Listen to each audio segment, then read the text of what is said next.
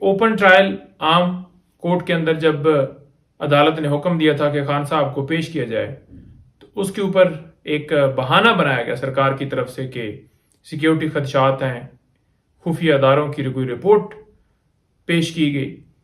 تو ہم سمجھ سے باہر تھے کہ وہ رپورٹ جب ہم نے کہا کہ ہمیں دکھائی جائے تو وہ دکھائی بھی نہیں گئی، لہٰذا عدالت کا حکم نہیں مانا اور عدالت پھر خود چل کر اڈیالہ جیل کے اندر جو ہے وہ چلی گئی.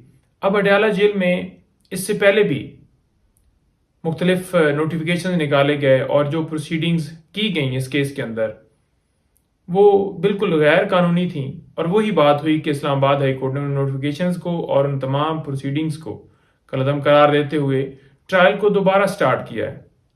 تو اب دوبارہ وہی طریقہ کار کیا جا رہا ہے، اسی طریقے سے ٹرائل چلایا جا رہا ہے.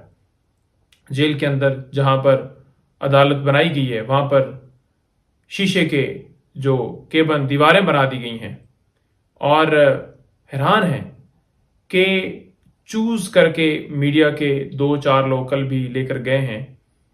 آپ نے دیکھا کہ لاسٹ ہیئرنگ کے اوپر جب میڈیا گیا تو انہوں نے آ کر رپورٹ کیا کہ خان صاحب تو بڑے ڈٹے ہوئے ہیں اور پرعزم ہیں، اور ان کے جو میسیجز تھے وہ قوم کو بتائے گئے.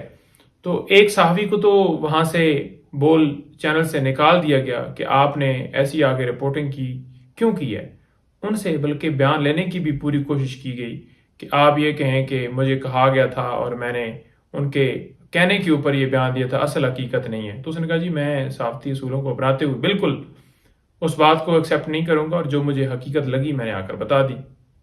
اسی طرح توشہ خانہ کیس وہ بھی کل لگا ہوا تھا، اور اس کے اندر انیشل دلائل کچھ ہوئے ہیں، آج مزید اس کے اندر دلائل ہوں گے. اس کے ساتھ ساتھ القادر ٹرسٹ کیس توشہ خانہ جو آپ کو پتہ ہے بی بی صاحبہ کے اوپر بھی ایک اسی طرح سے کارروائی نیب کے اندر چلائی گئی ہے. تو وہ بھی آج دونوں کیسز میں بی بی صاحبہ بھی پیش ہوں گی وہاں پر. اور اس کے ساتھ ساتھ الیکشن کمیشن وہ بھی جناب اب چل کے جا رہا ہے، توہین عدالت کی کارروائی سٹارٹ ہے. الیکشن کمیشن جو ہے وہ کمیشن ہے، وہ عدالت نہیں ہے، ٹرائیبیونل نہیں ہے. تو اس کے پاس توہین عدالت کا اختیار ہی نہیں ہے. پہلے تو اس کے پاس اختیار نہیں ہے، اور دوسرے نمبر پر اب وہ بھی اڈیالہ جیل کے اندر چل کے جا رہا ہے. تو میرا خیال میں اب صرف سپریم کورٹ اور ہائی کورٹ ہی رہ گئی ہے، باقی تو ہر جو ہے وہ عدالت جو ہے یا ہر ٹرائیبیونل یا کوئی بھی جو ہے وہ کوئی کسر باقی نہیں ہے کہ کوئی وہاں پر جو ہے رہ گیا ہو. تو اس طرح سے یہ کارروائی چلائی جا رہی ہے. تو مزید انشاءاللہ نیکسٹ ویڈیو میں بتاؤں گا. Thank you.